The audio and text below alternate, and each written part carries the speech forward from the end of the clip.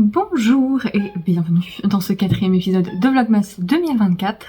Merci beaucoup de me retrouver pour ce nouvel épisode. On est samedi matin. Et je viens vous montrer où j'en suis sur mes projets perso que je vais tricoter ce week-end. D'abord, mes chaussettes de l'avant. Donc j'en suis, j'ai fait 14 rayures. Et donc je tricote un autorayant de Nicole C. Mendez où il y a 24 rayures différentes. Et je tricote une rayure par jour. Ça vous perturbe beaucoup le concept de ce projet. Je suis beaucoup plus bête que ce que vous pensez. J'ai l'impression que vous me prêtez des intentions beaucoup trop poussées. Moi je veux juste tricoter une rayure par jour. Je pense pas les finir, elles sont pas finies le 24, c'est pas du tout un objectif. Zut. C'est pas du tout un objectif.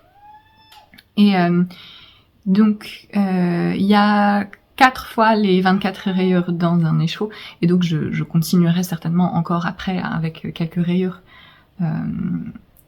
après l'avant, parce que juste 24 rayures, je pense que ce sera pas assez long. Je crois que chaque chaussette fera certainement une trentaine de rayures, je pense. Je vais pas tout utiliser en fait, parce que moi d'habitude sur une paire de chaussettes, j'utilise entre 60 et 70 grammes. Et donc là, comme en plus j'ai utilisé un contrastant, si j'utilise tous les chevaux, elle serait immense. Et j'ai pas envie qu'elle m'arrive au genou.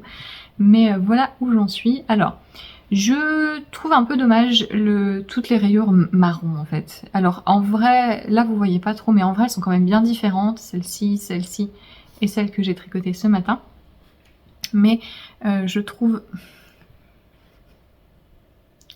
je sais pas, mais en même temps je sais pas quelle couleur j'aurais voulu, peut-être du rouge, mais c'est juste que, vous voyez, il y a pas mal de déclinaisons de couleurs, type le jaune orangé, le violet, et je trouve dommage qu'une de ces couleurs qui se répète un peu avec différentes variantes, mais qui se répète, ce soit marron. Et un marron qui est pas très... Moi j'adore le marron, hein, mais peut-être un marron plus chaud, je sais pas, mais ça aurait pas été très joli avec le reste. Je ne sais pas. Quand je regarde le reste de la pelote, je pense que ce que je veux, c'est-à-dire plus de rose, parce que là vous voyez ce rose et ce bleu vif, je trouve ça très très chouette. Je pense que ça arrive. Mais voilà où j'en suis. J'aime beaucoup le tricoter. Je remarque qu'il y a pas mal de gens qui font des projets de l'avant plus gros, type châle, voire pull. Et moi je pense que ce serait trop long en fait. Là vous voyez, ça me prend une grosse demi-heure par jour, et je crois que c'est le bon type de projet pour moi pour faire un projet de l'avant. Parce que si tous les jours je devais tricoter quelque chose qui me prenait plus que ça en temps, ça mangerait trop de mon temps de tricot perso, je crois, sur la semaine, de travail, et j'aurais un peu l'impression de faire que ça, et donc si c'est pas le bon projet, je sais pas. Peut-être qu'il faudrait que je planifie un projet, que je choisisse moi-même les couleurs, et là ça me gênerait pas. Bah d'ailleurs, il y a quelques années, j'avais tricoté genre 2 semaines juste avant Noël un pull de Noël, le Festive Yoke de Skein Knits. J'avais pas fait exprès de le tricoter si vite, mais c'est juste que c'était la période et tout ça, ça allait. Donc c'est possible, mais je trouve que la petitesse du projet fonctionne super bien pour moi. Ensuite, oui, j'aurais voulu mettre la fermeture éclair sur ma veste Harmony, qui est un modèle que je teste pour Maya, donc qui est maintenant Maya Tinks sur les réseaux. Elle a changé son pseudonyme pour les gens stupides comme moi qui n'arrivaient pas à le prononcer. Donc maintenant c'est Maya.tinks sur YouTube et sur Instagram. Et le patron, je pense, sort la semaine prochaine. Je crois, enfin, quand vous voyez cet épisode, normalement le patron est déjà sorti. J'ai l'impression que tous les patrons que j'ai testés récemment vont sortir là cette semaine. Donc j'essaierai de vous dire au fur et à mesure.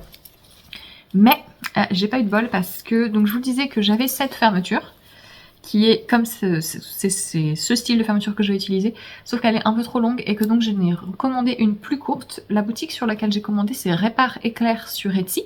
Ils sont basés dans l'Aude, et si comme moi vous n'avez pas forcément beaucoup de choix dans vos merceries, je vous conseille parce qu'ils ont plein de couleurs différentes et toutes les tailles possibles. En fait, vous choisissez chaque centimètre, en fait, vous pouvez avoir une fermeture de cette longueur. Et ils sont super sympas parce que malheureusement ils se sont trompés, ils m'ont envoyé une fermeture de la bonne longueur mais toute noire, et j'ai regardé sur le gris clair de mon tricot, j'aime pas. Donc je leur envoie un message pour leur dire je pense qu'il y a un souci, et ils m'ont répondu instantanément en me disant oui on s'est trompé. Ils m'ont même pas demandé de renvoyer celle-ci et ils m'ont réexpédié une nouvelle, sauf que malheureusement eux ils l'ont expédiée tout de suite, mais la poste a mis un petit peu de temps à prendre le courrier en compte, et je pense pas qu'elle soit livrée aujourd'hui. Je crois qu'elle sera livrée que lundi au mieux.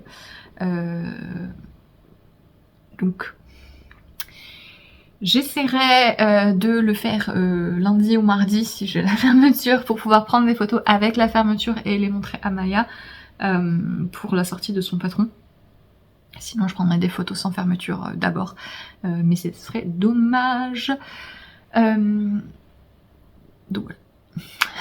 Je voulais aussi vous montrer mon avancée, mon immense avancée sur le pull zipper de Petite Knit que je tricote pour Marius. Donc c'est un pull avec une fermeture éclair sur le col, un raglan qui se tricote en bulky. Moi j'utilise la Cascade Ecological Wool coloris, c'est le coloris chocolat, et je tricote sur 5,5 mm pour obtenir l'échantillon du patron qui est de 15 mailles sur 10 cm. Donc ça avance super vite, mais surtout ce qui s'est passé, c'est que genre j'ai fini avant-hier, j'en étais là.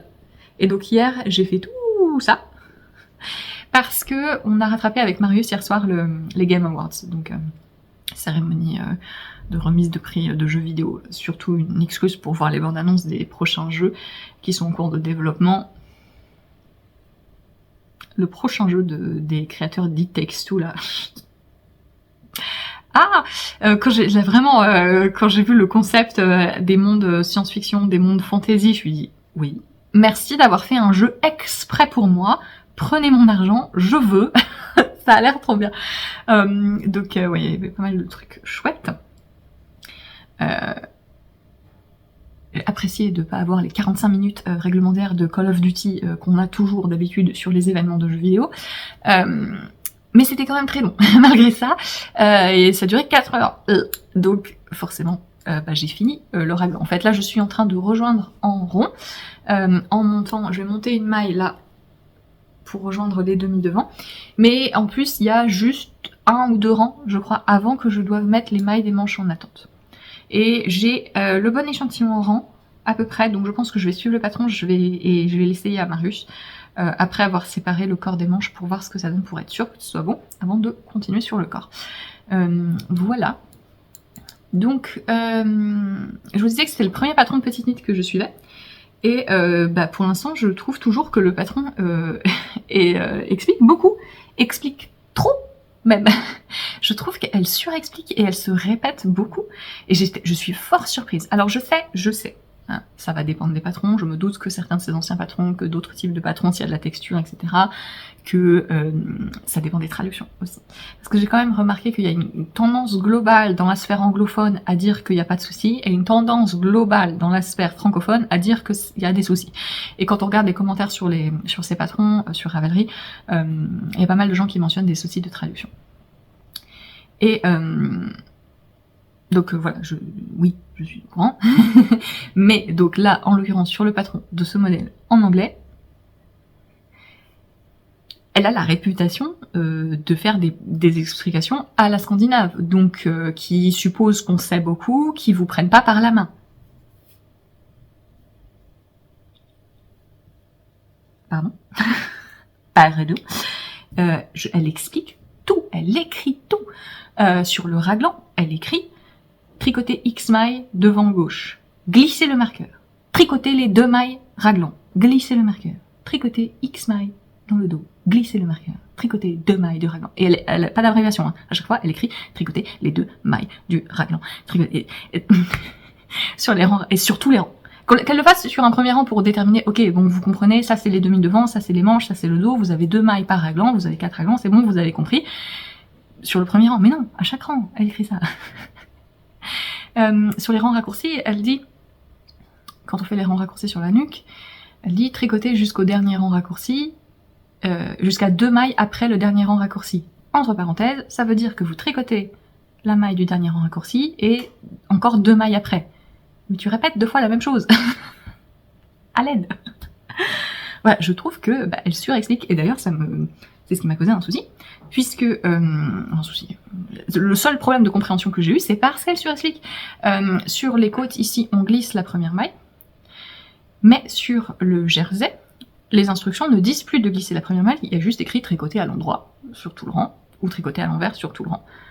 Moi qu'est-ce que je fais? Je tricote à l'endroit, je tricote à l'envers. Aparté, je sais qu'il y a beaucoup de gens qui apprennent qu'il faut toujours glisser la première maille des rangs. C'est faux, arrêtez de faire ça parce que vous vous créez des problèmes. Faites attention quand un patron vous dit pas de glisser, il y a peut-être une raison. Et notamment si vous allez relever des mailles ensuite ou faire une couture ou quoi, et que vous avez glissé la maille, vous vous retrouvez avec moitié moins de rang que ce que vous devriez avoir, donc vous pouvez pas relever correctement. Donc voilà, ça crée pas mal de problèmes, les gens qui pensent qu'il faut systématiquement glisser, faire des mailles lisières. Si le patron vous dit pas de le faire, oui, parfois c'est pertinent de le faire quand même, par exemple sur une bordure de châle si ça vous amuse ou quoi. Mais faites attention ce que vous allez faire avec ce que vous allez faire de cette bordure ensuite. Donc là, elle dit pas de glisser, donc moi je glisse pas sur la partie en jersey. Et à la fin du raglan, il y a une phrase qui dit « Notez que sur le raglan, les mailles lisières n'ont pas été travaillées. » Et en anglais, c'est ça, le mot, c'est worked. The salvage stitch are not worked. Et c'est suffisamment ambigu en anglais pour que je me dise, mais pourquoi est-ce qu'elle me le dit? Oui, tu m'as pas dit de glisser, donc j'ai pas glissé. Pourquoi tu me redis? Est-ce que ça veut dire que tu sous-entends qu'il ne faut pas les tricoter, donc j'aurais dû les glisser? Enfin voilà, le fait de cette répétition crée une ambiguïté. Il faut pas glisser. Quand on regarde l'installation de la fermeture éclair, c'est mieux d'avoir, je pense, tous les rangs pour bien coudre. Bref. Voilà, donc et c'est pas un patron qui est censé être facile, hein, sur la classification de difficulté qu'elle a à Petite Knit, elle dit que c'est une difficulté 4 sur 5. Quoi? Alors certes, il y a la fermeture éclair, mais moi, ça fait très longtemps que je tricote, j'ai jamais mis de fermeture éclair, donc bon, c'est pas, je sais pas. Et c'est quelque chose, c'est plus quelque chose de mécanique, quelque chose qui est en rapport avec des connaissances sur le tricot, je pense. Et tout ça pour dire que voilà à quel point les notions de difficulté sont subjectives. Voilà, alors le patron n'est pas parfait, aucun patron n'est parfait. Les trucs qui me dérangent, moi, c'est plutôt le manque d'infos techniques, qui est très souvent le cas sur les designers scandinaves, hein, qui refusent de donner le métrage utilisé, qui donnent juste le poids de laine à acheter, sauf que quand on veut pas utiliser la même laine, c'est un petit peu pénible. Et parfois, alors là c'est pas le cas, là c'est bon, elle adapte les grammages, mais j'ai vu d'autres patrons, notamment d'autres designers, où parfois on vous dit il vous faut 200 grammes de telle laine ou de telle autre laine. Je trouve ça super de donner des alternatives, ça c'est vraiment génial, mais parfois c'est pas le même métrage. Et parfois, il y a une grosse différence. Donc, si tu me dis 200 grammes d'une laine qui a 100 mètres au 50 grammes, ou 200 grammes d'une laine qui a 150 mètres au 50 grammes, c'est pas pareil. Et parfois, se baser sur la plus petite, c'est pas forcément pertinent. Je vais faire ma soupe. Je reviens. En fait, c'est que ça fait très patron vendu par une marque de laine, donc ils vous disent vous achetez cette laine et c'est comme ça, pas autrement. C'est une tendance qui est très présente encore chez les designers scandinaves. Je dis mais si vous faites des... J'ai bien conscience que parfois les laines sont sponsorisées et tout, mais enfin pour moi c'est c'est pas très pratique comme façon de donner l'information. Et autre chose, c'est le manque de mesures données dans le patron. Elle ne donne que la circonférence et la hauteur totale. Elle donne pas la hauteur du raglan et la circonférence du tour de bras. Ce qui sont quand même des informations essentielles et certes, on peut les trouver soi-même. Mais par exemple, pour la hauteur du raglan, faut qu'on s'amuse à compter tous les rangs qui sont faits, les rangs raccourcis qui sont faits en fonction de notre taille, etc. Pour trouver la... pour trouver... Il chatouille. Pour trouver la hauteur de... Ah, ça t'énerve quand c'est moi qui le fais? Hein, quand c'est moi qui le fais, c'est pas sympa. Pour trouver la... Voilà. Pour trouver la hauteur... La hauteur... C'est énervant, hein. Alors, pour trouver la hauteur dans mon chat. c'est même pas dans le patron, parce que déjà c'est pas disponible avant d'acheter le patron, parce que moi je trouve vraiment faut donner les mesures des vêtements avant que les gens achètent le patron, hein, parce que les gens ont besoin de savoir si on doit faire des modifications, parce que c'est complètement illusoire de penser que tout le monde rentre dans le standard de mesure. Et donc parfois des gens ils ont besoin de faire des modifications pour le tour de bras, pour la carrure d'épaule, etc. Et il faut qu'ils sachent en avance s'ils doivent faire des modifications pour qu'ils estiment la charge de travail à faire. C'est normal. Pour moi c'est pas un secret d'état, c'est pas... Si vous pensez que les mesures du produit fini, c'est l'essence même du patron de Tireco et du travail de designer, et que du coup si on les dévoile avant c'est gratuit, je pense que c'est vraiment décrédibiliser tout le travail de rédaction, d'instruction et de gradation et de travail, parce que juste me dire que le pull il va faire X centimètres à tels endroits, ça n'est pas du tout équivalent à me révéler les instructions. Donc moi je pense fermement qu'il faut donner les mesures publiquement avant d'acheter le patron pour que les gens sachent ce qu'ils achètent, tout simplement. Ça m'est arrivé plusieurs fois d'acheter un patron et de me dire « Oh, le tour de bras il est beaucoup trop petit pour moi ». Et vu la configuration du patron, vu les points qui sont utilisés, ça va pas être sympa de faire la modification.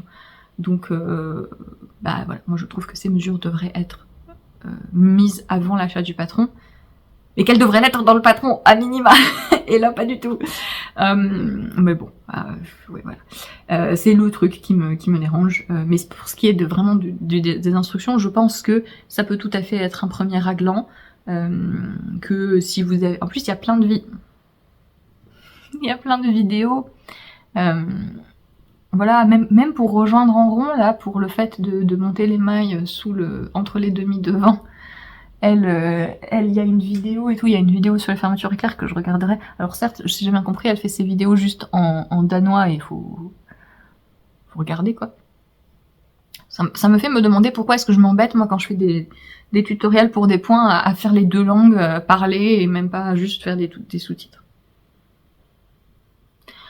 Bref.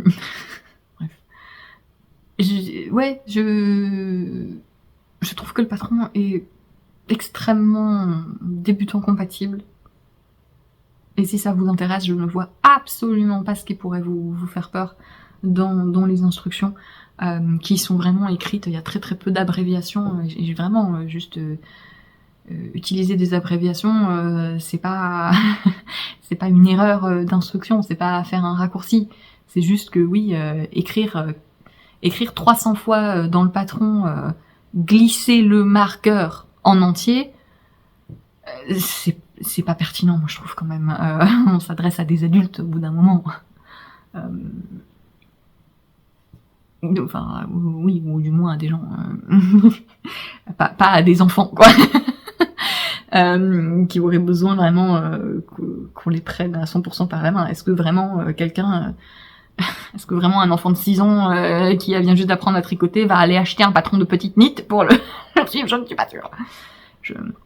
Voilà, je conçois qu'il y ait des gens qui aient besoin de d'être plus pris par la main, tout à fait. Et mais là c'est pas logique, en fait. C'est vraiment...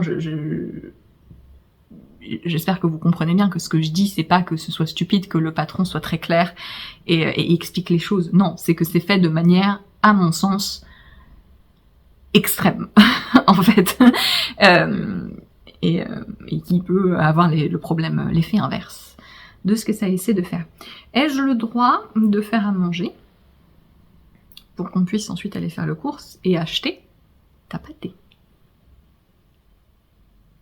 Penses-tu? Ma mère veut que je lui fasse un cheesecake au citron, puisque c'est son anniversaire, donc on va le fêter demain. Et elle veut un cheesecake. Elle veut toujours un cheesecake. Je n'en peux plus. Toute ma famille, tout le temps, me demande de leur faire des cheesecakes. Ah, j'aime bien, mais j'aime pas autant... J'aime pas tellement que ça justifie le fait que ce soit quand même quelque chose d'assez pénible à faire, moi je trouve. Mais bon, c'est ça. Et j'ai eu un moment de panique, puisque la recette que je suis depuis des années, elle est sur un blog, comme ça, en ligne. Et donc hier, je regarde la recette pour noter les quantités de trucs à acheter, et le site n'existe plus. Le site est cassé, je ne vois plus la page. Et j'ai paniqué parce que je me suis dit oh non, le truc c'est que c'est une recette qui est un petit peu particulière, qui utilise moitié Philadelphia, moitié fromage blanc. Moi vraiment c'est hors de question d'utiliser que du Philadelphia, c'est super lourd. J'ai même vu des recettes qui utilisent Philadelphia plus mascarpone. J'ai dit mais je veux pas mourir juste en mangeant une bouchée du cheesecake quoi. Donc moi je voulais vraiment cette proportion là, et la recette que je suis, il y a une crème au citron dans l'appareil et pas juste un coulis au-dessus, c'est toujours le problème. Moi j'adore les trucs parfumés au citron, mais souvent les trucs citronnés, il y a pas de, c'est pas assez fort. C'est comme la vanille, vraiment, vous achetez un gâteau à la vanille, ça n'a goût à rien. Pareil pour le citron souvent. Et donc là, cette recette, je l'aime particulièrement parce que avec cette crème citronnée, c'est très citronné. Et donc c'est vraiment une recette un peu spécifique et je pensais pas. Et quand je cherchais du coup d'autres alternatives, à chaque fois il y avait des trucs, ça ne me convenait pas. Parfois il y a des recettes qui sont sans cuisson et moi j'arrive pas très bien à faire sans cuisson. Déjà je veux pas utiliser de gélatine, donc j'utilise des recettes avec cuisson pour que ça tienne. Et donc je trouvais pas de recette équivalente, et je me suis dit oh, est-ce qu'il faut que je vais essayer de mémoire, d'essayer de me rappeler, mais sauf que je me souvenais pas du tout des ratios de sucre et d'œufs pour la crème au citron, ce genre de trucs. Et bon, j'étais comme ça dans ma cuisine en mode oula, il va falloir que je dise à ma mère non. Et Marius qui me voit, il me dit qu'est-ce qui se passe, et qui, tel un sauveur, m'apprend qu'il existe un site qui s'appelle Web Archive, où parfois les gens peuvent sauvegarder des sites internet, parce que oui, on a l'impression que tout est permanent en ligne jusqu'au moment où vous avez besoin d'un truc qui a disparu. Et donc là c'est un truc communautaire en fait, où les gens peuvent sauvegarder des pages web, histoire que quand elles disparaissent, parce que les sites sont désactivés, parce que les serveurs sont cassés, machin, le truc soit quand même retrouvable. Et donc là, miracle, et pourtant c'est une recette de cheesecake en français sur un petit blog, machin, et ça avait été sauvegardé. Quelle chance. Donc j'ai copié-collé la recette et j'ai sauvegardé moi-même de mon côté pour la voir. Je vous l'écris en bas dans la description si ça vous intéresse. C'est citron spéculoos du coup. Et donc je vais faire ça cet après-midi pour que ce soit prêt demain. Et voilà, je vous retrouve pour d'autres aventures. Je vais voir si ma fermeture éclairée pas dans la boîte aux lettres, quand même. Ce serait un miracle. On y croit.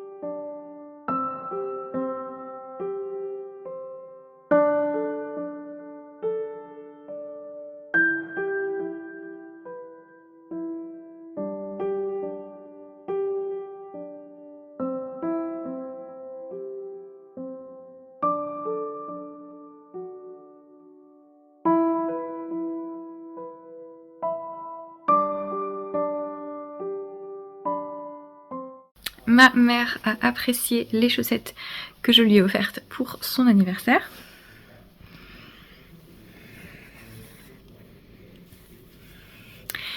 La pauvre, elle est pas très bien. Elle était malade. Ça va. Ça devrait aller mieux. Non. C'est toujours un jeu, en fait, c'est le jeu de réussir à s'installer avant que Mota ne s'installe sur moi. Donc à chaque fois, c'est la course pour réussir à mettre les coussins, les couvertures comme on veut. Là, voilà, j'ai pas la couverture, j'ai froid, Mota. Je sais que toi, tu t'en fiches, mais tout de même. Voilà. Je vais lire un petit peu. J'ai pas mal tricoté sur ma couverture en jacquard aujourd'hui dimanche. Je vous ai montré des petits bouts. Je n'ai pas reçu. La fermeture est là. Donc je vais... j'espère l'avoir demain pour pouvoir l'installer demain après-midi et prendre des photos selon le temps que ça me prend, soit demain après-midi, soit... Oui.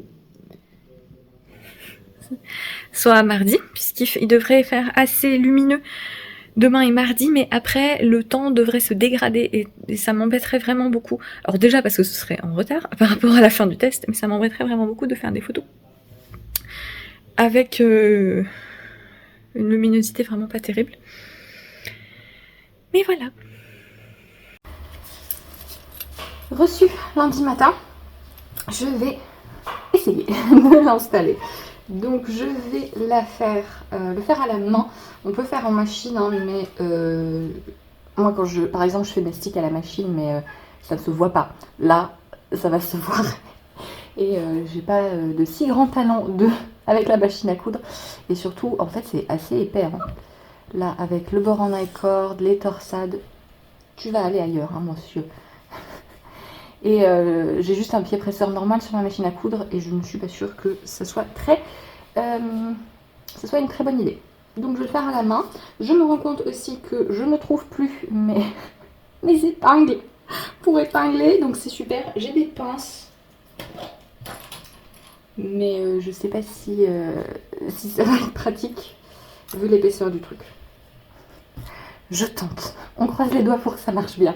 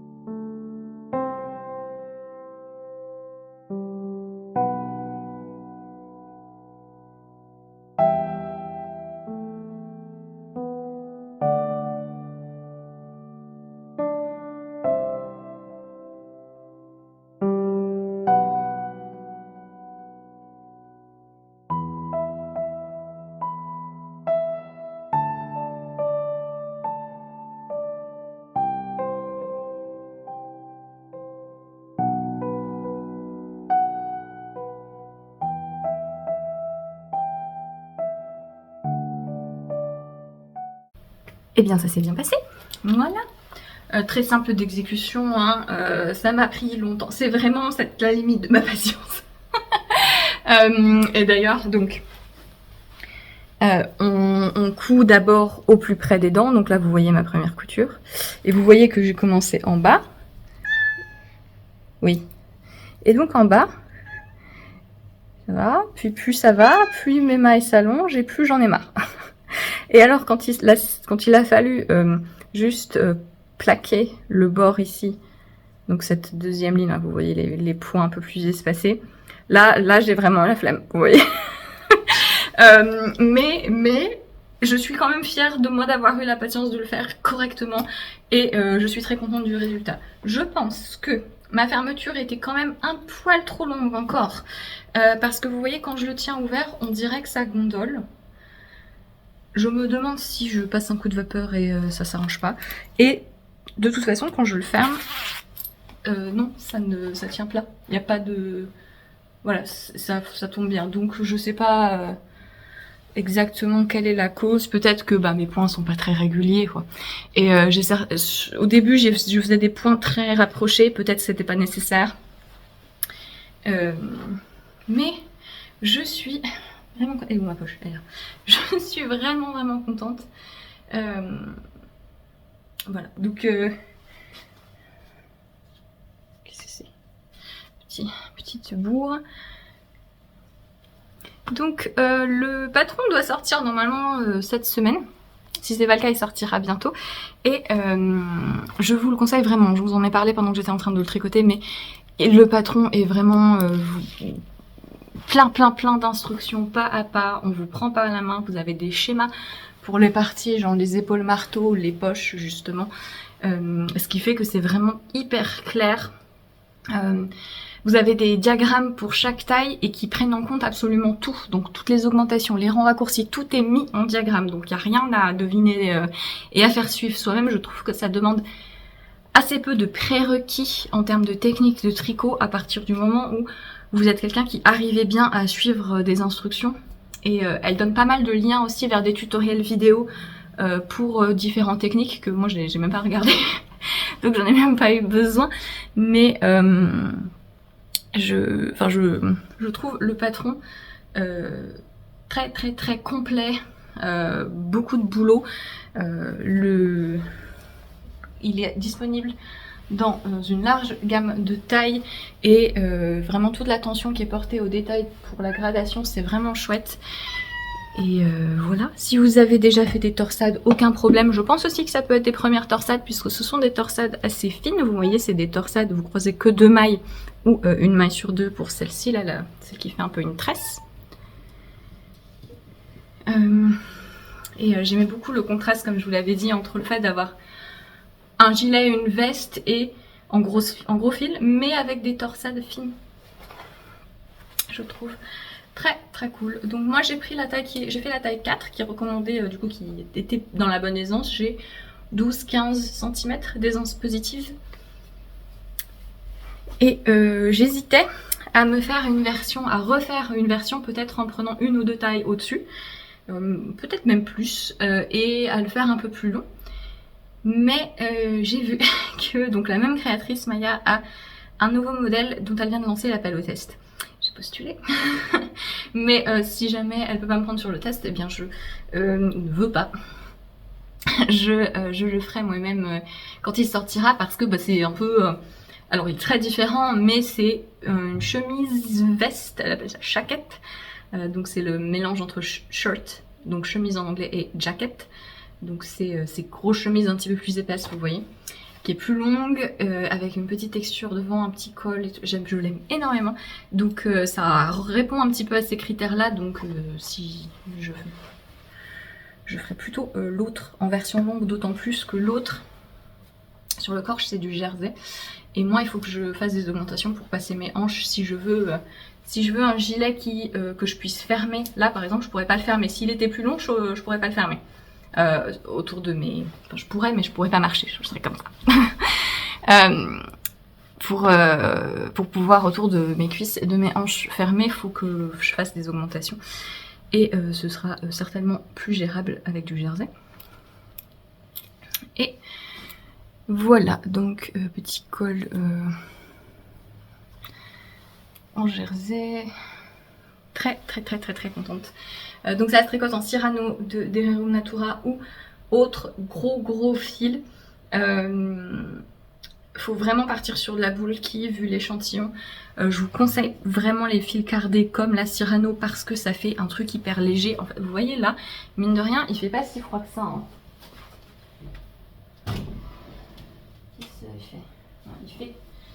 Il fait presque 18 là dans mon salon. Et ça, typiquement, dans un autre type de fil, j'aurais trop chaud. Alors que là, je m'agite pour... je suis un peu en demi-squat pour, pour que vous voyez ma tête.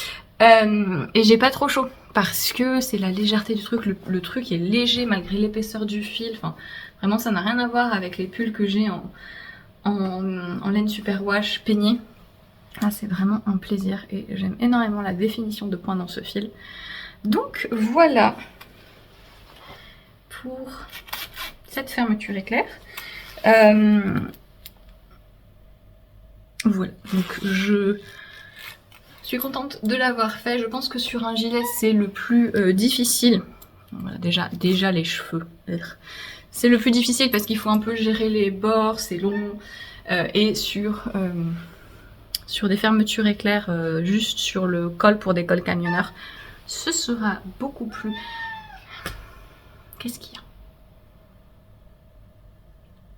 Ce sera beaucoup plus gérable parce que le bout sera caché, etc. Alors que là ici, c'est la zone où je sais pas trop comment faire en fait parce que vous voyez la fermeture éclair, cette zone-là, c'est impossible. Je peux pas passer l'aiguille là en fait, c'est trop épais. Et donc, ça va. Je pense que je m'en sors pas trop mal. Mais c'est un peu la zone qui est la moins réussie. C'est pas grave, personne me regarde là, a priori. Mais voilà, je suis ravie. Toi aussi? Qu'est-ce que tu veux? Tu veux tapater, c'est ça? T'as pris 2 kilos en 2 mois. Alors certes, il y avait de la marge, mais le docteur il a dit... hein. Viens.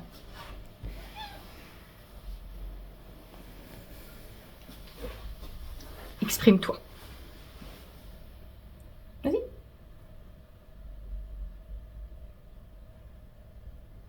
Non? C'est tout. Voilà, c'est tout ce qu'il veut. Je vais acheter un porte-bébé. Ou je vais essayer de faire une écharpe. Mais j'y ai vraiment pensé sérieusement. Mais comme il aime pas être sous des trucs. Il ne va jamais sous une couverture. Et il est sur mes genoux quand je tricote, mais il aime pas trop si ça le couvre entièrement. Donc je fais toujours attention à le laisser libre. C'est pas le chat qui aime être enfoui sous des choses. Donc je pense que le fait d'être enveloppé dans un truc, ça ne lui plairait pas. Mais ça oui, ça voilà. Faudrait que je puisse passer ma journée comme ça. Tu détruis toute la luminosité en fait. Tu absorbes la lumière et ça fait n'importe quoi. Petit point sur le prototype que je tricote cette semaine qui est le prototype du pull. J'ai déjà oublié. Quelqu'un m'a suggéré un nom, Calamondin, voilà, que je trouve très bien. Il faut juste que ça rentre dans ma tête. C'est un petit orangé des Philippines et ça va trop bien. D'ailleurs, je sais pas si tu as vu ma réponse à ton commentaire, mais si jamais tu vois cette vidéo, la personne qui m'a suggéré ce nom, peux-tu m'envoyer ton pseudo Ravelry ou ton adresse email? Voilà. Donc, Calamondin, le voici, le voilà. Je vous disais dans le précédent Vlogmas que j'hésitais à faire le rabat dans le coloris contrastant. Finalement non, parce que je trouve que ça faisait trop encadrement. Parce que je l'aurais aussi fait en bas des côtes du corps et du poignet. Et je trouvais que ça faisait trop... Je sais pas pourquoi. C'est un détail que j'aime bien sur certains modèles et sur d'autres non. Je trouve que ça marche moins bien. Et j'ai pas encore tout à fait déterminé pourquoi dans certains cas j'aime et pourquoi dans d'autres non. Je pense que là en fait ce qui se passe c'est que la distance entre le rabat et l'endroit où ce coloris apparaît dans le projet lui-même est trop haute et donc ça me faisait bizarre. Mais voilà où j'en suis. Je pense bientôt terminer le corps en fait, et parce que je voudrais faire des côtes assez longues. Idéalement, j'aimerais bien donc finir le corps en jacquard et faire une manche cette semaine avant les côtes. Comme ça, la semaine prochaine, qui est donc un peu la semaine de Noël, je n'aurai qu'à faire des côtes parce que je vais pas prendre du repos. La mère et la sœur de Marius viennent nous rendre visite, si tout va bien, si elles arrivent jusqu'ici. Et donc on va un peu les emmener à droite à gauche et en plus organiser des repas de fête. Faut qu'on fasse 3 parce qu'il y a ma sœur aussi qui arrive, mais plus tard. donc il y aura pas mal de préparation de fête, etc. Et ça peut paraître stupide, mais dans ma tête c'est logique. Vu que ça va être une semaine très chargée, je vais pas prendre une semaine de repos de mon travail parce que ça serait pas du vrai repos en fait, je me reposerai pas du tout. Donc autant juste essayer dans la mesure du possible de continuer à travailler et je prendrai une semaine de repos plus tard en janvier où je pourrais vraiment me reposer. Et je vais pas travailler le 25 et le 1er et peut-être enfin le 24 certainement que le matin. Donc je voudrais pouvoir être sur des côtes parce que ce sera beaucoup plus transportable et beaucoup plus facile pour moi de quand même travailler tout en étant disponible. Oui. D'ailleurs, en parlant d'organisation, de semaines de repos, de machin, de bidule, je revois un peu mon planning pour l'année prochaine. Donc il faut savoir que moi j'ai les modèles qui sont prévus et planifiés jusqu'en 2150. J'exagère à peine. Évidemment c'est super flexible, c'est des listes que je refais, je sais pas, tous les mois et demi je change un peu le truc, mais j'aime bien faire des listes. Je m'y tiens absolument pas, mais ça me permet de me donner un peu une vision globale. Et au moment où j'approche de la période, et bien là j'essaie un petit peu plus de m'organiser plus concrètement et là donc je regardais un petit peu ce que j'avais prévu pour les modèles de printemps-été et moi j'aime bien sortir les modèles de printemps-été dès le début du printemps, donc en avril. D'avril à juillet je sors mes modèles de printemps en termes de vêtements, mais là je vais pas pouvoir sortir un t-shirt. J'ai un t-shirt, une idée de t-shirt avec une petite torsade là normalement, avec des rayures et avec une petite torsade là et d'un bas fondu. Je pense que c'est ça l'idée. J'ai de la Knitting for Relief coton mérino, je vais vous montrer tant que j'y suis, dans des couleurs sympas.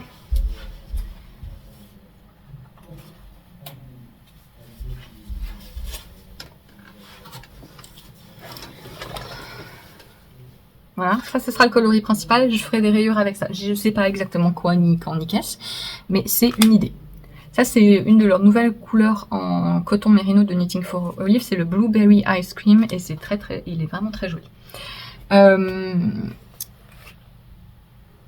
Je voulais sortir ça a priori en avril, ça va pas le faire parce que si je veux le sortir en avril, comme c'est un modèle de vêtements, il faut une longue période de test. Et ça veut dire que le projet devrait être prêt pour moi de mon côté en janvier. Et donc ça veut dire que là faut que j'enchaîne et que j'ai pas le temps, je peux pas prendre de repos avant février. Et non, ça le fait pas. Faut que j'espace un petit peu les choses différemment. Donc j'ai inversé des trucs et j'ai pris la décision. Cette année je commencerai les modèles de vêtements printemps-été en mai. Voilà, faut que j'accepte que, contrairement à l'impression que donnent parfois certains commentaires que je reçois tous les ans sur les modèles d'été, non, ce n'est pas la fin du monde s'il n'y a pas de t-shirts ou de débardeurs qui sortent tout de suite en avril. Ouais, c'est marrant, hein, je comprends, les gens parfois sont déçus parce que si je sors un modèle...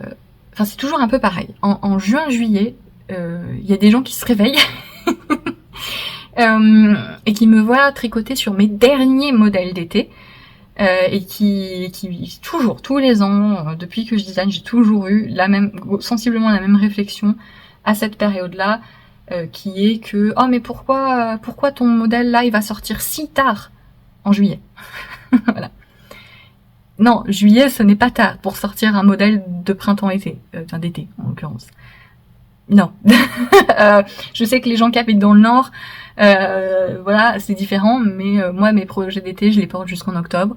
Il existe un autre hémisphère, le saviez-vous aussi, et les patrons ne périment pas. Incroyable, mais vrai. Enfin, je comprends que les gens soient déçus, surtout si c'est ce modèle-là qu'ils veulent, mais en fait, je peux pas deviner. Et comme je vous dis, moi, mes modèles d'été, ils sortent depuis le printemps, donc... Enfin, je sais pas, à chaque fois j'ai l'impression que les gens ils débarquent, qui me voient travailler sur un truc qui va sortir en juillet, qui pensent que c'est le seul et unique modèle qui existe et qui sont obligés de faire celui-ci et qui sont obligés de le faire cette année, et que même s'ils le font cette année mais qu'ils le finissent un peu plus tard parce que ben, c'est pas une course et que s'ils commencent à le tricoter en juillet, peut-être ils vont le finir en septembre et que selon de là où ils vivent, ben, c'est plus très pertinent. Le saviez-vous, l'été revient après. Ça revient, c'est fou, on dirait pas, mais oui. Donc voilà, c'est toujours, et c'est un peu un truc qui avait tendance à m'agacer un peu,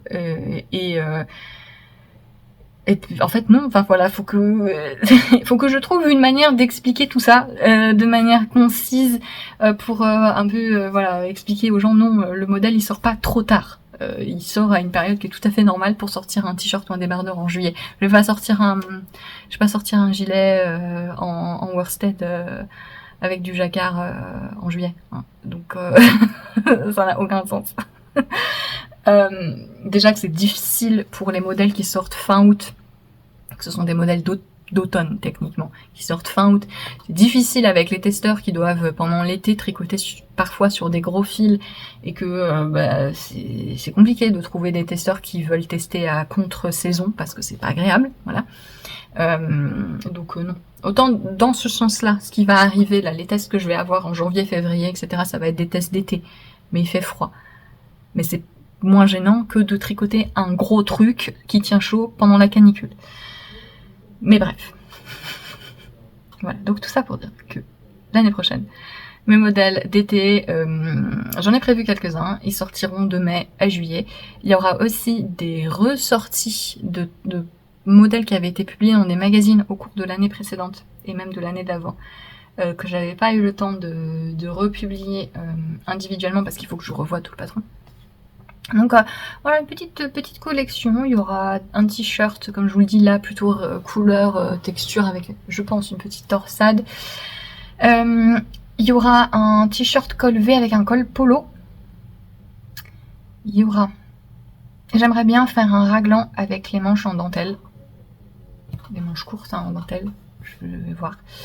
Et comme je vous le dis, les deux modèles qui étaient dans les magazines, donc ce sera le Lucienne qui avait été publié dans le Laine Magazine. C'est un petit pull qui peut se faire avec des manches courtes, des manches 3/4, des manches au coude, comme vous voulez, avec des raglans en dentelle. Ça, je voudrais le sortir en mars par contre, parce que ça, bah, le patron avait déjà été testé et tout. En fait, il faut juste que je voudrais moi me refaire un prototype dans ma taille, parce que le prototype du magazine est dans une taille trop petite. D'ailleurs, non, c'est aussi trop petit pour ma mère. Faut que je vois si je peux l'offrir à quelqu'un d'autre. Et un t-shirt tout en dentelle et texture qui avait été publié dans le Making Stories de l'été, je ne sais plus, et que j'avais pas eu le temps de refaire l'année dernière, mais je vais le sortir cet été. Le t-shirt Egg qui était sorti en mai 2024 et donc j'ai récupéré les droits déjà l'été dernier, mais j'avais pas le temps à ce moment-là, donc il sortira l'été prochain individuellement pour ceux qui n'avaient pas le magazine, et il sera ces deux patrons du coup qui étaient pour l'instant disponibles uniquement en anglais, ben, je les traduirai en français.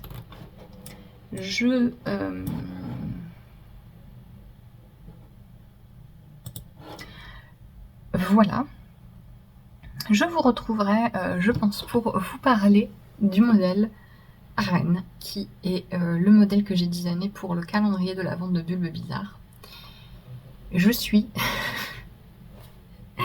je regarde les vlogs d'Éléonore, fille de nuage, qui a le calendrier, et qui fait que parler de châle. Parce qu'effectivement, c'est une quantité de fil qui pourrait bien aller pour un châle.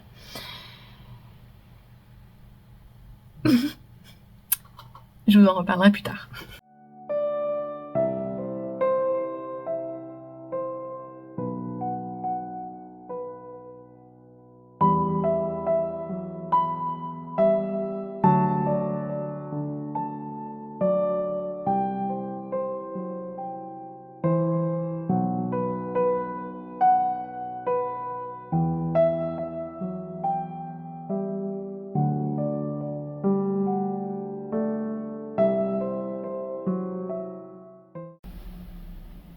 Je vous le dis tout de suite, j'arrive pas à parler correctement.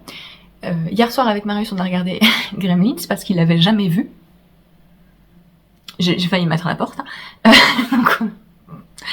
Il y a quelques semaines on s'est rendu... Ah c'était quoi? Il y a quelques semaines on s'est rendu compte de l'inverse d'un film que moi je n'ai pas vu. Et pareil c'est un peu improbable parce que c'est un truc hyper connu. Oh, c'était quoi? Je ne sais plus. Oui, un film. J'ai vu tous les films sauf un. Bon bref, donc on a regardé Gremlins et du coup j'ai la chanson dans la tête, donc c'est super. La chanson des Gremlins, là, celle qui est bien, celle qui est bien pénible. Donc, je viens vous parler, non pas des Gremlins, même si il y a beaucoup de tricots sympas à porter dans le film. Je me souvenais pas, mais c'est souvent le cas dans les films des années 80-90 que les tenues en maille, les films d'hiver, de Noël, etc. C'est sympa. Je viens vous parler d'Aren, le modèle que j'ai créé pour le calendrier de Bulbe Bizarre de cette année. Donc Pauline, la teinturière de Bulbe Bizarre, vous avouez mon reflet là, a fait un calendrier cette année sur le thème de la Reine des Neiges 2, une inspiration plutôt esthétique. Et elle a demandé à 3 créatrices de patrons de faire des modèles associés aux laines qu'elle propose dans le calendrier. Donc vous avez déjà eu un modèle de chaussettes en jacquard de Ars Mirabilia, le modèle Palais des Glaces qui est superbe. Vous aurez un modèle de Même Légendes Tricotte. Et moi j'ai créé un truc. Je suis un peu... c'est un truc qui me stresse un peu, la réception de ce modèle. J'espère que ça vous plaira. En même temps, voilà, j'avais envie d'essayer de faire quelque chose d'un peu différent. C'est peut-être un peu inattendu de ma part ou de manière générale, je ne sais pas, mais je trouve que c'est un modèle amusant. Et donc les laines que j'ai utilisées, c'est ce dégradé de Mini. Je vais les mettre dans l'ordre. Donc c'est sa base sock extra fine, hein, donc une base fingering, et vous avez 9 couleurs, c'est comme ça, et comme ça, 9 couleurs teintes par Pauline, 9 très très très chouettes coloris. Mes préférés c'est hop, lui. Et j'hésite... Ouais, les 3 là. Je pense que lui et lui, c'est mes préférés. Mais lui, je l'aime vraiment beaucoup. C'est un peu celui qui fait la transition du bleu vers le reste. Et je le trouve très très chouette. J'en ai un qui s'est défait. Hop. Donc, avec ces mini qui font un dégradé, j'ai... créer un modèle d'accessoire. Alors, quand vous voyez la quantité, donc vous avez 9 mini de 20 grammes, on pourrait faire un châle, vous pouvez faire un châle. Si vous faites une petite taille, vous pouvez faire un top d'été, j'y pense parce que Éléonore Fil de Nuage, donc qui a ouvert son calendrier Bulbe Bizarre dans ses vlogmas, elle dit éventuellement, tiens, je pourrais faire un top d'été. C'est une excellente idée, ça lui irait trop bien en plus. Mais je pouvais pas faire un châle. Vous verrez. Vous verrez pourquoi. Et donc j'ai choisi de faire un truc. C'est une écharpe, un foulard, une ceinture. L'idée de départ c'était une ceinture. Finalement je me suis rendu compte que ça marchait aussi très bien en petite écharpe et cravate. Ça peut être aussi une déco de Noël si vous la faites plus courte et que vous arrangez en nœud, vous savez. je sais pas faire un nœud, mais vous faites un nœud, vous savez, un petit truc à suspendre. Les gens qui ont des attaches pour des attaches décoratives pour sur leur sac, guirlande, voilà.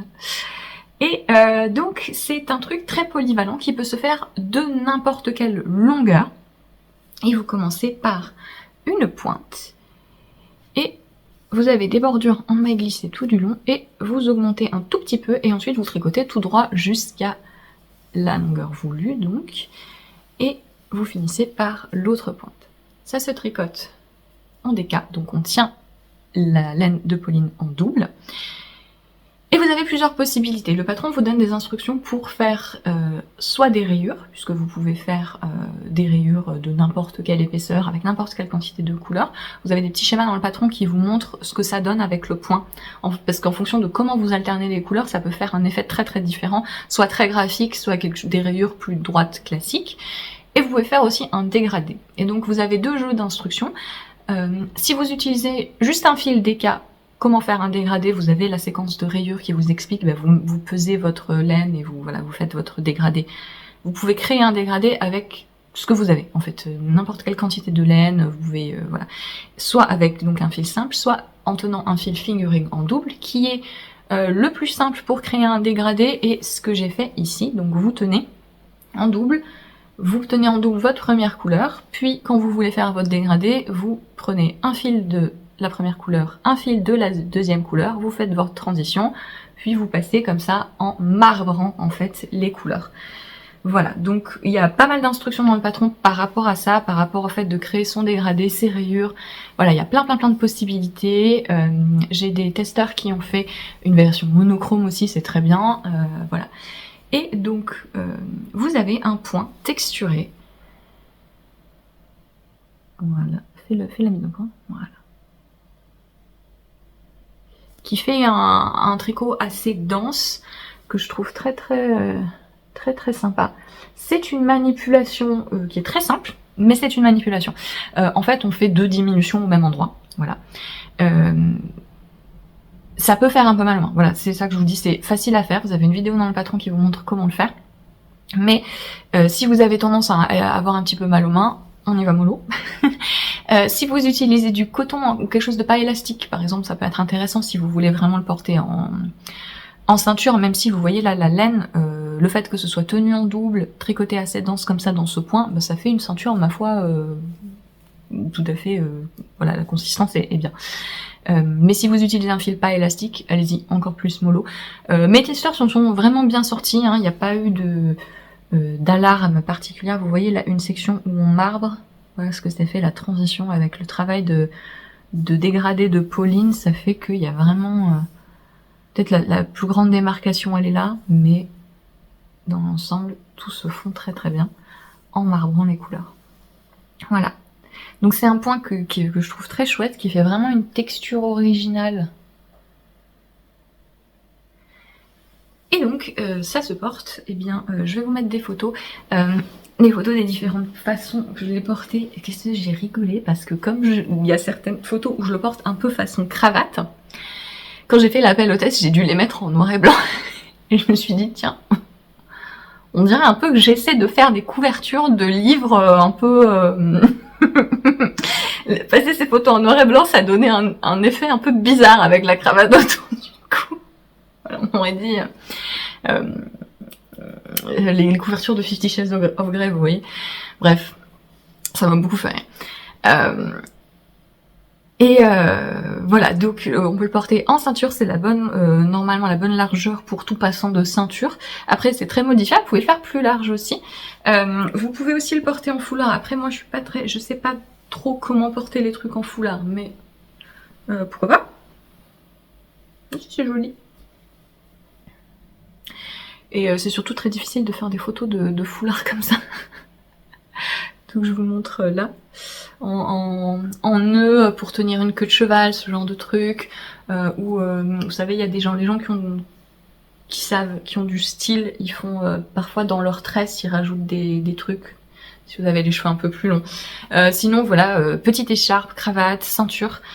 C'est un ornement en fait, surtout, parce qu'évidemment en écharpe, voilà, c'est un projet, c'est pour ça que je vous disais, je suis un peu curieuse de voir ce que vous allez en penser, et je suis un petit peu stressée, parce que c'est plus quelque chose d'ornemental que pratique, mais je trouvais l'idée sympa, un petit peu plus festive, en quelque sorte. Mais ça peut aussi être tout à fait pratique, notamment si vous le faites dans une couleur qui va bien avec des robes, par exemple, pour le porter en ceinture, ceinturer une robe, ça peut être très sympa.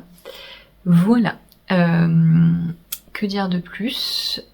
Le patron, pour l'instant, est toujours disponible exclusivement aux personnes qui ont acheté le calendrier. Donc vous avez normalement reçu un code à rentrer. Si vous allez sur la page du patron sur Ravelry, il y a un lien qui vous amène directement sur l'endroit où vous devez rentrer le code qui a été imprimé sur l'enveloppe que vous avez vu dans votre calendrier. S'il y a un quelconque problème, vous m'écrivez, je vous envoie le patron. Vous m'envoyez envoyez juste moi la photo de votre enveloppe. Je sais qu'il y a une personne où le code avait pas été imprimé, une autre personne où le code avait mal été imprimé, ça arrive. Vous m'envoyez juste la photo pour que je vois que vous ayez effectivement le calendrier, et je vous envoie le patron directement, hein, y a pas de souci. Mais la plupart des gens ont pu télécharger, j'ai même vu, avant le jour J, hein, il y avait très exactement 68 personnes qui ont téléchargé le patron bien avant le jour d'ouverture. Je vous vois, hein, je vous vois. Voilà, et le patron sera vendu de manière normale en janvier. Voilà, je vous en reparlerai en janvier, notamment parce que, eh bien, moi j'ai reçu ce lot de mini que je vous ferai gagner sur Instagram plus tard en janvier. Voilà, je le ferai gagner. Je vous en reparlerai à ce moment-là. Ça se passera sur Instagram. Et je vous offrirai le patron évidemment aussi à la personne qui gagnera le lot de mini. Si jamais elle veut faire le patron avec ou pas, mais sinon voilà. Vous n'utilisez, je vais pas faire ça maintenant, vous n'utiliserez pas du tout toute la quantité de fils, voilà.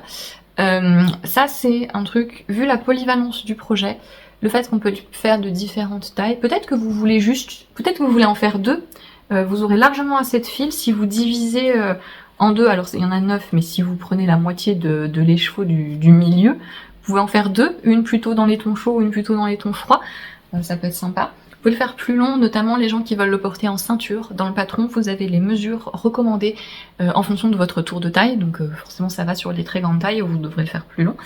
Voilà, donc moi par exemple, j'ai utilisé 70 grammes uniquement sur 180.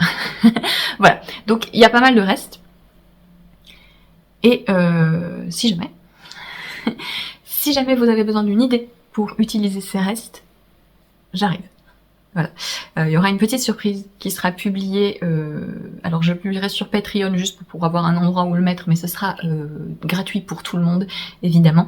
Et c'est un petit complément à Arène pour les gens qui ont le calendrier de Bulle Bizarre et qui savent pas trop quoi faire des restes. J'aurai une idée pour vous le 25 décembre. Je ferai une mise à jour du patron à Rennes avec un lien vers l'article que je ferai sur Patreon qui sera disponible. Encore une fois, je le mets juste pour Patreon pour qu'il soit à un endroit parce que je veux pas le mettre sur Ravelry vu que c'est vraiment un truc complémentaire à Rennes. Donc je veux pas confusionner les gens qui verraient juste l'autre patron, mais ce sera bien évidemment gratuit pour tout le monde. Et voilà, ce sera un truc. Et voilà, donc pour Arène, qui, je l'espère, vous plaira. Moi, j'ai un peu envie de l'incorporer dans ma tenue de fête. Je dis ça comme si... Mais en fait, non, pas du tout, parce que j'ai une robe verte avec des flanarries. Ça va pas du tout aller. Ça n'ira pas du tout. Mais, je sais pas. Peut-être trouver autre chose. Oui, je veux dire un truc. J'avance trop bien sur mes projets. Depuis que j'ai un peu pris la décision de réorganiser mes parutions du printemps dont je vous parlais un peu plus tôt dans ce vlog, j'avance à la vitesse de l'éclair sur mon prototype du pull en jacquard. Et hier soir, tout en ayant la chanson des... Voilà, dans la tête, tout le temps, tout en ayant ça dans la tête hier soir, j'ai eu une idée d'un modèle. Et alors, j'ai vraiment très très envie de le faire maintenant, là, tout de suite. Mais non, en fait, je viens juste de me dégager du travail en repoussant des sorties à mai au lieu d'avril, et je vais me rajouter un truc, c'est stupide. Donc je vais essayer, je veux vous en parler pour voir si jamais le fait de sortir le truc de ma tête, ça me permet de me calmer et de pas avoir besoin, un besoin vital, de le faire là maintenant tout de suite. Vous voyez, ça là. Ça. Le macramé que j'avais fait il y a quelques années. Quand il y a quelques jours, j'ai pris une photo de du pull, donc en jacquard, sur cintre. Et donc c'est là que je fais mes photos. Quand je fais des photos sur un cintre, je mets là. Donc j'enlève le macramé. Je mets un cintre, etc. Mais sauf qu'en prenant le macramé et en l'enlevant du mur, le cordon qui le retient a cédé. Donc c'est pas très grave, je l'ai refait. Mais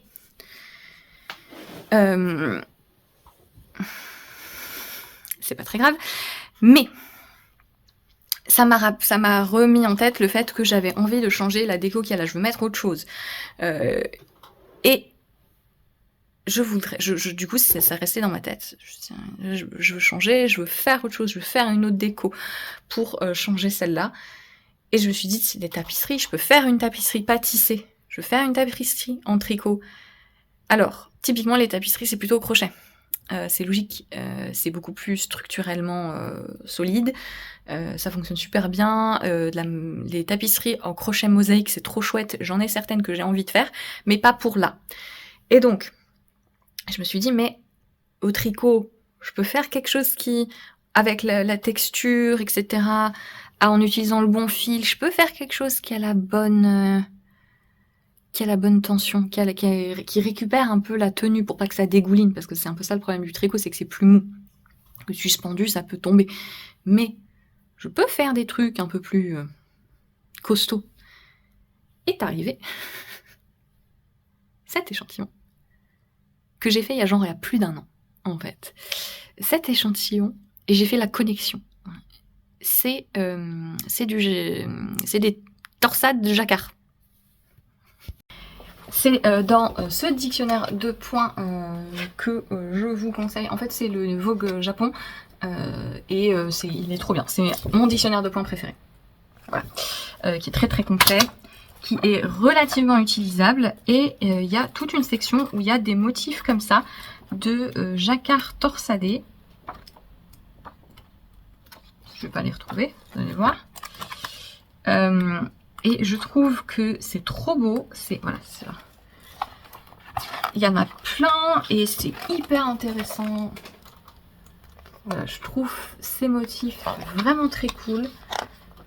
Et ça fait des années que ça me trotte d'utiliser ça. Attends, ça c'est marrant ça. On dirait de la brioche. Mais non, c'est du jacquard avec des torsades. Et ça fait quelques années que ça me trotte. L'année dernière, donc je vous dis, j'ai fait cet échantillon pour tester la technique. J'ai adoré le tricoter. C'est hyper simple à faire. C'est vraiment, j'étais fort surprise d'à quel point c'était accessible. Et j'ai adoré le tricoter, alors que en fait, techniquement, il faut faire du jacquard à plat. Ce qui, en fait, ça se fait d'une manière... c'est 2, 2, 2. Donc 2 mailles beige, 2 mailles rouges, 2 mailles beige, 2 mailles rouges. Vous faites que ça. Ça, c'est tout le jacquard qu'on fait. Donc c'est des colonnes. Et même, enfin, vous voyez votre tricot, vous voyez une maille beige, bah, vous la tricotez en beige, vous voyez une maille rouge, vous la tricotez en rouge. Et donc même sur l'envers, en faisant des mailles envers, c'est hyper fluide. Et on fait de temps en temps des croisements pour faire les torsades. Et donc quand on fait notre torsade, on tricote en même temps les deux couleurs en jacquard. C'est vraiment hyper fluide. J'étais très très très surprise d'à quel point c'était hyper intuitif, vraiment c'est et c'est vraiment motivant. Et donc j'aimerais bien faire un vêtement ou un gilet avec ce point. En plus, je pense que si je fais un vêtement ou un gilet, je risque de modifier, enfin je modifierai le motif et certainement d'étaler un peu les croisements pour assouplir un peu le truc et qu'il y ait encore moins de torsade à faire, et donc ce sera encore plus intuitif. Donc c'est vraiment très simple et vraiment amusant à faire. Et je me suis dit, j'ai fait la connexion avec mon histoire de tapisserie, parce que ça a la structure nécessaire en fait. Et je vous l'ai déjà dit, je pense, mais quand j'ai des idées comme ça j'ai envie d'utiliser une technique ou un point pour un vêtement. Comme les patrons de vêtements, c'est des choses qui doivent être pensées un peu plus en avance parce que c'est plus long à faire, etc. Donc souvent, je suis un peu frustrée parce que j'ai envie de faire quelque chose et j'ai pas le temps de le faire maintenant sous forme de vêtements. Donc j'ai un peu tendance à me dire, tiens, je vais pouvoir caser un petit accessoire, des chaussettes ou un truc qui utilise le même point pour satisfaire un peu mon envie de l'utiliser. Et là, je pense que c'est un peu ce qui se passe. Parce que je me dis, en tapisserie, ça peut être vraiment sympa, ça. Et je me suis dit, ce qui serait sympa, c'est de faire plusieurs versions. Donc on peut le mettre de manière verticale comme ça, de manière horizontale en tricotant comme ça, et on peut faire les deux aussi un peu en tricot modulaire. Regardez, j'ai fait un croquis dans le carnet qui était dans le calendrier de Bulbevisa. Je fais des croquis sublimes, version verticale, version horizontale, et je me suis dit je peux faire une version modulaire aussi, où d'abord on fait un panneau vertical, puis après on relève les mailles et on va dans l'autre sens. Peut-être que je mettrai des franges, peut-être pas. Ça me... Hein. Et bon, j'ai commandé de la laine pour le faire. Écoutez, j'ai commandé de la Double Sunday de Sandnesgarn parce que je pense que ça, je voulais quelque chose d'un peu laineux pour que ça, parce que mine de rien, ça reste du jacquard, même si je pense que ça va tolérer pas mal de fils lisses. Je voulais un truc qui fonctionne bien en jacquard. La Double Sunday, elle est pas super wash, donc elle est assez légère finalement. J'ai pris deux combos de couleurs possibles. Aussi, on pourrait faire plusieurs couleurs, surtout sur la version modulaire. On peut faire la partie verticale dans une couleur, la partie horizontale dans une autre couleur. Enfin, mais du coup, j'ai pas assez. Vous voyez où j'en suis là? En fait, il faudrait que je fasse 4 prototypes. 4 tapisseries, qu'est-ce que je vais en faire? Ah, bref. J'ai fait un modèle d'accessoires maison, de déco, ma housse de coussin canopy. J'ai adoré le faire. Je sais que c'est pas des trucs qui sont forcément très populaires, mais moi je trouve ça marrant. Ça change. Et là vraiment cette idée me plaît beaucoup. Cette idée me plaît beaucoup. Est-ce que j'ai pas dans mon stage de quoi faire une version comme ça avec 4 couleurs? Je vais chercher.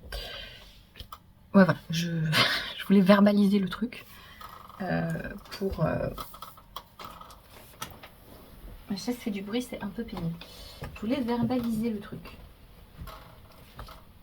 Je vais pas réussir à l'en mettre. Mon pull Calamondin, qui donc avance... Je vous disais oui, je sais pas si je vais réussir à tout faire les parties en jacquard cette semaine. Bon, si c'est bien parti. Hein, c'est bien parti. Donc j'ai fini le corps, après c'est des côtes. J'ai fini une manche, après c'est des côtes. Et là j'ai commencé la deuxième manche. Voilà. Donc c'est nickel. Tout est parfait. Tout est... Alors par contre ça ressemble à rien. J'ai dit à Pauline. Je suis désolée mais là je peux pas faire de photos. Parce que j'ai toutes les mailles en attente. J'ai pas voulu couper le fil du corps et de la manche que j'avais déjà faite, donc j'ai 4 pelotes accrochées en même temps, c'est super. Donc c'est les manches, je les ai faites droites finalement, c'est très bien, elles sont pas trop larges pour moi personnellement. Après c'est un pull qui se porte avec pas mal d'aisance, moi je vais avoir une vingtaine de centimètres, c'est entre 15 et 20. Le raglan est confortable, normalement on ne tombe pas trop bas si on a le bon échantillon en rang. Ça va être un peu Voilà, faut vraiment que je me note d'écrire dans le patron, attention, à échantillon en rang. Et donc le fait que les manches soient droites, ça va bien avec la fluidité du pull dans son ensemble. Ça. Ah, je vais pas me réussir à me sortir cette musique de la tête, c'est terrible.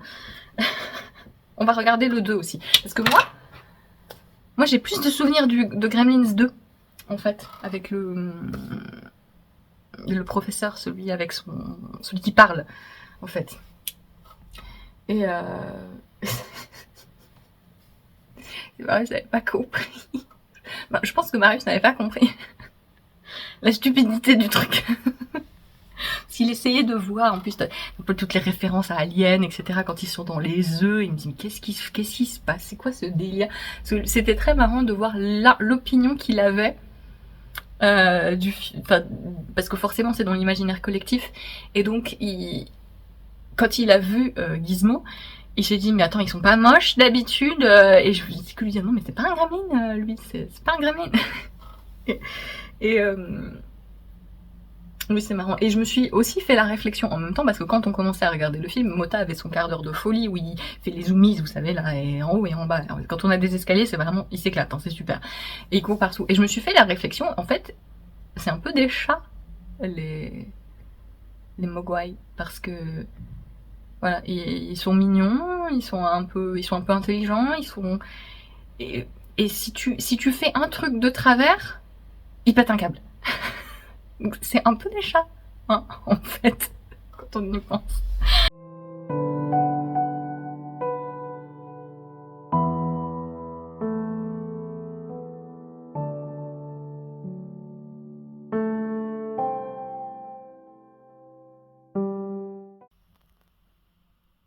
Ça fait des mois qu'il refuse, ne serait-ce que de toucher ce lit.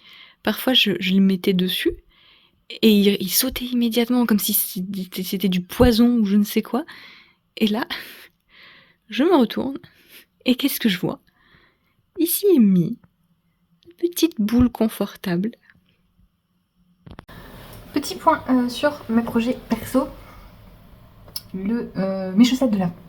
Mes chaussettes de l'avant. J'ai pas fait la rayure d'aujourd'hui, je la fasse ce soir. Et on est sur des choses qui me plaisent un petit peu plus. Oui, l'un d'entre vous m'a dit en commentaire que je pouvais couper les couleurs qui ne me plaisent pas. Je sais. Mais j'ai pas du tout envie de m'amuser à couper le fil et à rentrer à chaque fois. Non. Mais surtout, l'objectif n'est pas d'avoir des chaussettes esthétiquement le plus intéressantes du monde. Ça a un côté pratique, les chaussettes. Surtout. Et là, ce qui m'amuse, c'est vraiment le principe de faire les chaussettes de l'avant. Oui. Mais t'étais si confortable en haut, tu peux pas attendre 10 minutes et je reviens en fait à un moment. Et bien. Et voilà. Je commence à avoir du vent en même temps. Ce qui m'inquiète un peu parce que avec l'arrivée de ma belle-mère et ma belle-sœur, qu'il pleuve. Enfin, voilà, il y a du vent et il pleut. Mais s'il pleut, ça va pour visiter des choses en extérieur. Le problème, c'est qu'ici, il pleut rarement sans qu'il y ait aussi du vent. Et ça, c'est pas gérable, en fait. Quand il y a un fort vent et une forte pluie en même temps, tu peux pas te protéger de la pluie, donc ce n'est pas possible. Le pull zipper sweater de petite knit que je tricote pour Marius avance super vite. Puisque j'ai fini les deux manches, hein, il me manque un petit peu de côte sur la deuxième. Mais voilà. Ma manche, j'ai fait une répétition de moins de la diminution, puisqu'on diminue tous les X rangs. Et j'ai fait une fois de moins parce que c'était déjà suffisamment long et j'aurais dû rajouter genre ça. Et la manche aurait été beaucoup trop longue, donc j'ai juste fait la diminution qu'il me manque sur le premier rang de côte. Et la deuxième, je suis déjà sur le poignet aussi. Et après, je pourrais dérouler le corps. Si je force un peu, je peux le finir pour Noël. je vais pas forcer. Je vais pas forcer, mais s'il est presque fini, genre il manque peut-être juste un tout petit peu de côte sur le bas et les finitions ici, le 24, si c'est un état si c'est quasi fini, je vais l'emballer pour que ça fasse quand même cadeau de Noël, vu qu'il l'aura 2-3 jours après, donc c'est bon. Oui, l'une d'entre vous m'a demandé si ce fil, donc qui est la casquette Eco, la casquette Yarns Eco Logical Wool, fonctionnerait bien en substitut de la Cyrano d'Herrero Natura. Oui, je pense que c'est une très bonne idée. Le tricot sera un petit peu différent parce que le fil est un poil plus fin, mais on obtient quand même facilement les mêmes échantillons que la Cyrano. C'est juste que ce sera plus mou, je pense. Mais ça me paraît quand même une très bonne idée. Et ça reviendrait presque 2 fois moins cher, en fait. Après, c'est pas la même qualité de fil, hein, mais voilà, si jamais vous cherchez un substitut à la Cyrano, notamment, ben, j'ai parlé de la veste Harmony que j'ai testée et que vous allez, le patron, vous allez le voir sortir bientôt, si ce n'est pas déjà fait. C'est une bonne idée, je pense. Oui, bah, le patron toujours. Les instructions de la manche sont un peu moins détaillées. Enfin, il y a toutes les infos. Pas tout à fait dans le bon ordre, mais il y a toutes les infos. Juste une fois, et pas 36, comme c'est le cas des instructions du raglan. Ouais, je pense que le résumé de ma pensée sur ce patron, c'est que je ne le trouve pas particulièrement bien écrit, mais je trouve sûrement pas laconique, comme ce que j'ai pu entendre dire des patrons de Petite Knit, y compris sur ces plus récents, parce que vous m'avez confirmé en commentaire que oui, il y a une différence entre la façon dont elle a écrit ses premiers patrons et la façon dont elle écrit ses patrons maintenant. Normal. Chez moi aussi, c'est très prononcé, hein. Et j'ai pour projet de revisiter quelques modèles, pas pour tout de suite, mais ça fait un moment que c'est sur ma liste de choses à faire.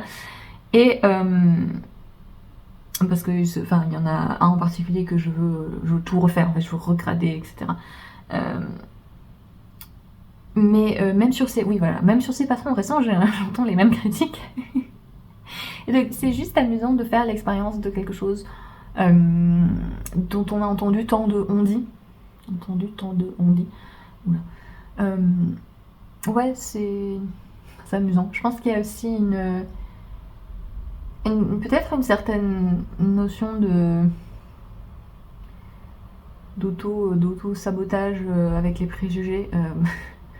En fait, si on a des a priori sur, je sais pas, une technique, vous avez toujours entendu que la brioche c'est difficile, bah, la première fois que vous allez faire de la brioche, interrompu par le facteur, j'ai passé une commande chez Wool Dreamers, la marque espagnole, parce que j'avais besoin d'un surplus de Manchelopi que j'avais déjà commandé à Anna de l'Anna et Tricot, mais il me manquait 2 plus j'ai vu d'autres trucs. Donc on en reparlera après.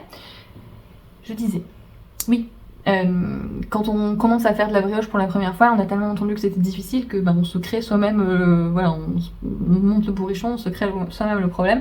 Et moi, en tout cas, la majorité des erreurs que je fais, des problèmes que moi j'ai en tant que tricoteuse et des problèmes que je constate en tant que designeuse, c'est parce que les gens cherchent quelque chose au-delà des explications plutôt que de juste faire simplement ce qui est écrit. Et voilà, on surinterprète, on cherche des choses. Et voilà. Donc, je suis assez curieuse de faire j'ai d'autres modèles de Petite Knit que j'ai envie de faire, notamment certains qui sont moins basiques, en fait, avec des textures. Et je me demande si là je vais voir, peut-être. Mais bref, tout ça est très intéressant. Et voilà. Donc oui. Je vous montrerai, je pense, dans le prochain Vlogmas ce que je vais faire avec ça. Pourquoi j'ai commandé directement chez Wool Dreamers, donc ils sont en Espagne, parce que j'ai vu qu'ils avaient ça. C'est de la Mota Alpaga. Regarde, c'est toi. Donc Wool Dreamers, qui est une marque espagnole, et qui ont une base qui s'appelle la Mota. C'est pas moi qui ai appelé Mota Mota, hein. Mota s'appelait Mota avant. Ils ont une base de laine espagnole, la Mota, et donc là c'est une variante avec de l'alpaga, 50-50.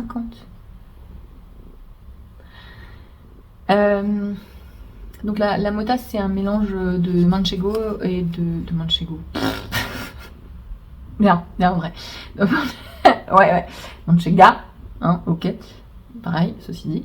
Et du coup, voilà, de laine manchega et de mérino. Et donc là, en plus, il y a les 50% d'alpaga qui est aussi un élevage d'alpaga qui était en Espagne. Et ils expliquent sur le site que la personne qui avait lancé son élevage d'alpaga, malheureusement, ça a pas pris en fait, mais il lui restait encore de la fibre d'alpaga chez lui, et ils se sont mis d'accord avec Woodreamers pour utiliser cette fibre et faire des écheveaux comme ça qui, je l'imagine, sont assez limités, mais je voulais voir. Ça n'existe qu'en non-teint. J'hésite à me la teindre, je sais pas, parce qu'en fait j'aime bien que ce soit un coloris naturel, mais c'est vraiment la couleur un peu jaune d'une laine non teinte. Et donc je me demande si moi je n'arriverais pas moi-même à obtenir quelque chose de plus froid. Et je pense que j'ai pas envie de teindre d'une autre couleur. Donc je verrai. Ce prix de José Chevaux, c'est de la fingering, il y a 400 mètres au 50 grammes, au 100 grammes. J'ai vu qu'il y avait une version où c'était que du mérino, alpaga mérino. Mais là, voilà, la mouta alpaga, oui, moi je prends. Deux patrons sont sortis cette semaine dont j'aimerais vous parler. Le premier, c'est un pull que j'ai testé il y a quelques semaines. C'est le pull Southside de Freya Moore. Donc c'est le premier patron de cette créatrice et c'est un basique hyper doudou. Épaule tombante qui se tricote de haut en bas avec des détails texturés juste avant les côtes. Ce sont des lignes de maillon droit, maillon vert. C'est un patron en anglais, mais très très très débutant compatible. On est vraiment pris par la main, tout est super fluide et il y a, je trouve, une vraie attention qui est mise à la coupe. C'est un pull qui est large avec pas mal d'aisance positive, qui est épaule tombante, etc. Mais ça n'a pas impliqué de faire une coupe hyper basique, et elle a fait un très bon choix de pas faire de compromis sur certains détails, des rangs raccourcis qui sont travaillés sur les épaules, sur les manches, etc. Et moi j'aime beaucoup la coupe du mien, je trouve qu'il tombe super bien, c'est hyper confortable. Il se tricote en fil assez épais, on tient ensemble de la déca plus de la dentelle. L'échantillon est de 17 mailles sur 10 cm, donc vous pouvez utiliser de la worsted toute seule. Moi j'ai utilisé les fils de Lana Grossa, donc la Cool Wool Big qui est en Merino Superwash, une déca, il y a 120 mètres au 50 grammes, et la Suri de Lana Grossa qui est donc un fil dentelle Suri, alpaga et soie qui est extrêmement douce. Je la trouve très très sympa si vous voulez une alternative au mohair sans forcément aller vers du Suri de teinturier qui est un petit peu plus coûteux. Alors ça reste de la Suri, donc c'est pas l'idée la moins chère du siècle, comparé par exemple à prendre des fils d'alpaga dentelle non Suri, donc qui sont pas poilus, mais qui vous permettent quand même d'obtenir le même échantillon et d'avoir un joli drapé, etc. Si vous voulez tenir voilà un fil d'alpaga dentelle et votre worsted, ça marche aussi. Et voilà, c'est un patron qui est disponible au prix de 9,88 €. Les tailles vont pour convenir à un tour de poitrine de 71 cm à 158 cm. Ça c'est votre tour de poitrine. Il faut ajouter l'aisance positive ensuite. L'aisance positive c'est entre 18 et 23 cm, donc c'est pas énorme. C'est une bonne aisance positive, mais c'est pas non plus. On n'est pas dans les 40 comme je vois parfois beaucoup en ce moment qui a l'air d'être à la mode. Voilà, je trouve que c'est un pull qui est très très chouette, qui est j'aime beaucoup le voir dans des couleurs peps, donc moi je l'ai fait en rouge. Je vous mets une petite vidéo de ma version portée ici, je le porte très certainement là, il va faire pas très chaud je crois, donc vous me verrez peut-être le porter dans les prochains vlogmas, mais en attendant je vous mets la vidéo de moi qui tournicote. Voilà, n'hésitez pas à regarder le patron s'il vous intéresse. Si vous cherchez un basique, voilà, c'est un moyen de soutenir une nouvelle créatrice, et je trouve que c'est assez polyvalent en termes de fil qu'on peut utiliser. Tiens, quelqu'un l'a fait avec la Super Soft. Qu'est-ce qu'elle a fait exactement? Alors, quelqu'un l'a fait en tenant en double 2 fils de Super Soft et un fil de Suri soie. C'est pas mal ça. Voilà, c'est une bonne idée. Donc la Super Soft de Holzgarn qui est un fil très peu cher. Quelqu'un l'a fait avec la Népal. Est-ce que c'est juste la Népal? Oui, juste avec la Drops Népal. Voilà, si vous voulez pas l'effet, si vous n'avez pas envie de tenir 2 fils ensemble et si vous aimez pas l'effet du fteux, quoique dans la Drops Népal il y a d'alpaga, donc aussi on s'en sort pas si mal. Mais voilà, j'ai beaucoup aimé ce patron, j'étais assez impressionnée de la fluidité, de la clarté des instructions, vraiment il y avait rien à redire en fait sur le test, si ce n'est du pinaillage, pour donner l'impression aux testeurs d'exister, littéralement. Le patron est vraiment très bien écrit. Je vous conseille, si vous cherchez un gros basique doudou qui se tricote très vite, si vous avez envie de tricoter quelque chose pendant les fêtes et vous avez de quoi faire dans votre stash, c'est un vrai projet réconfort que j'ai beaucoup aimé. J'ai bien envie de m'en refaire d'autres, mais j'aimerais les faire dans un fil un petit peu différent et je sais pas trop. Voilà, je réfléchis peut-être. Et le deuxième patron que j'ai repéré, dont je voulais vous parler, c'est le Forester Henley de Alicia Plummer, qui est un patron pour hommes. C'est un Henley, donc col tunisien, col boutonné, qui est très chouette. Donc Alicia Plummer a fait pas mal de modèles, soit mixtes, soit spécifiquement pour hommes. Celui-ci est noté comme étant unisexe, il est porté ici par un homme. Je le trouve très bien. Je trouve qu'il tombe vraiment pas mal. La manche, elle est un peu... Voilà, c'est une manche tombante mais qui est modifiée, c'est un tout petit tombé. Il y a l'air d'avoir pas mal de shaping, enfin d'attention portée à la coupe ici. Vous avez ce petit détail de texturé de repli juste en dessous du col boutonné qui se retrouve dans le dos aussi. Le col boutonné lui-même est fait perpendiculairement en côte. Voilà, je trouve que c'est un très bon basique, sympa, qui change d'une encolure classique. Il se tricote en worsted aussi, on apprécie. Échantillon de 18 mailles. Le patron est disponible en anglais au prix de 10,98 €. Il y a pas mal de projets qui ont été faits, donc ça a été tricoté notamment en cascade 220, ce qui est pas mal comme idée, assez raisonnable en termes de tarifs. La Cory Worsted de la bien-aimée, la Felted Tweed de Rowan, qui est un fil incompréhensible parce que il a un métrage de sport fine, est classé comme une DK, et j'ai vu des gens qui le tricotent comme un échantillon de dentelle ou un échantillon de worsted, donc ça n'a aucun sens ce fil. De Rowan, la Felted Tweed, c'est un mélange de viscose, de mérino, d'alpaga, qui est très doux, qui a des très jolis coloris chinés. Si jamais vous trouvez, je sais qu'il y a quelques merceries qui ont la Rowan, et que vous aimez ce genre de fil un peu tweed, je vous le conseille, il est sympa. Mais voilà, un bon basique pour hommes. Les tailles vont de... Alors, est-ce que c'est la taille du pull ou... Donc il y a écrit taille de 84 à... Ah oui, ok, c'est la taille du pull. Le pull va de 84 à 205 cm de circonférence. Donc ça se porte avec assez peu d'aisance, entre 5 et 10 cm. Et voilà. Voilà. Beaucoup de commentaires. Pourquoi il y a autant de commentaires?